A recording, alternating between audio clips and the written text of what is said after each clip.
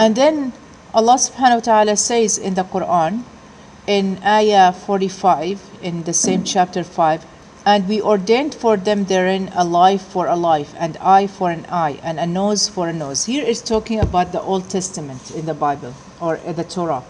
It says, whoever kill you, you kill them. If someone like break your teeth, you should break their teeth. If someone hit you, you should hit them. Okay, and for ones in legal tribulation. But whoever gives up his right as charity, gives up his right is by forgiving. Okay, it's an expiation for him. And whoever does not judge by what Allah has revealed, then it is those who are wrongdoers.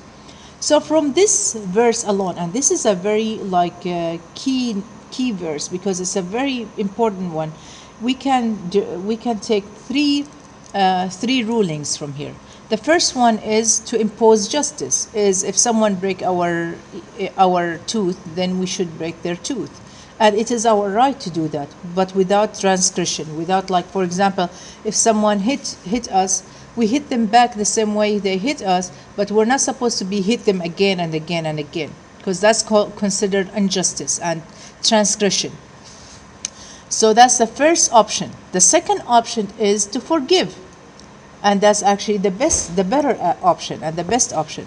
The third one is to make sound judgment, is by bringing a judge and make the judge, do the judging for us, who is with the witnesses and all that, using the law, using the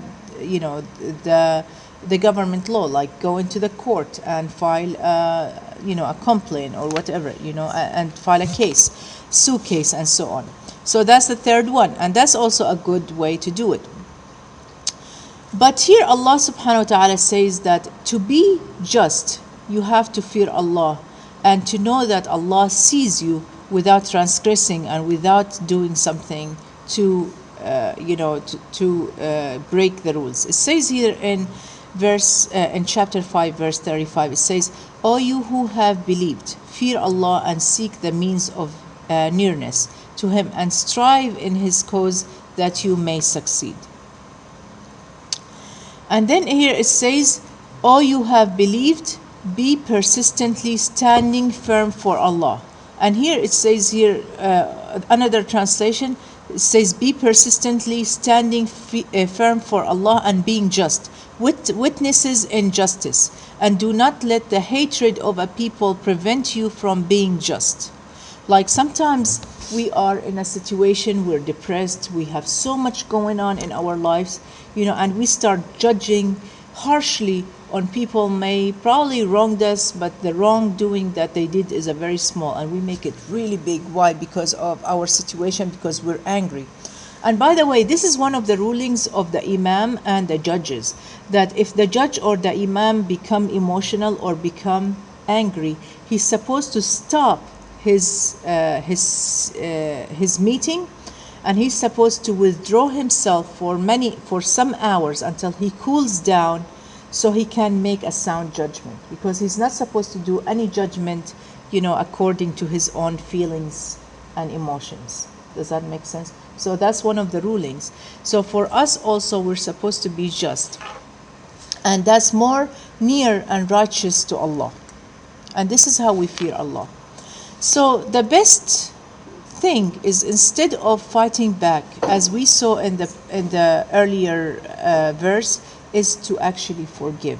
And Allah here says that, but pardon them and overlook their misdeeds. Indeed, Allah loves the doers of good. So if you want Allah's forgiveness, and if you want Allah to love you, is to forgive. And forgiveness is actually the strongest and the most powerful tool, is forgiveness. And many people, they think that forgiveness is a weakness.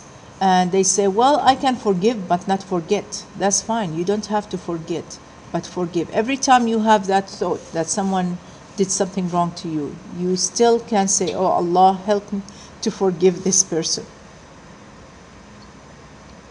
Here is a hadith of the Prophet, peace be upon him. He said, a man from Al-Ansar, is a tribe in Medina, came to the Prophet, peace be upon him, and asked about the meaning of, "But whoever gives up his right as charity, it is an expiation for him." The Prophet answered, "It is for the one whose teeth was broken or his hand was amputated or he was harmed by someone, but he or she forgives whoever does that to him. Then he or her sins will be forgiven with amount she forgive." So the more you forgive, the more Allah will forgive you.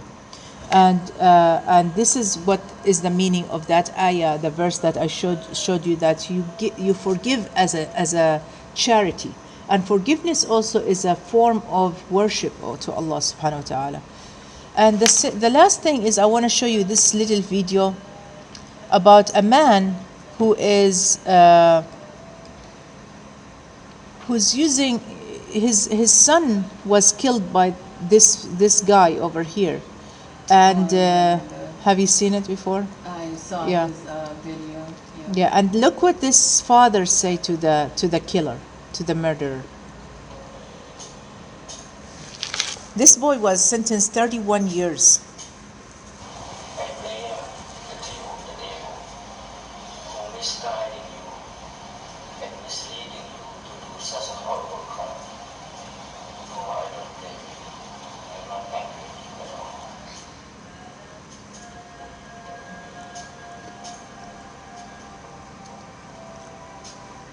I saw him on Facebook. I think we were doing that and giving him an interview.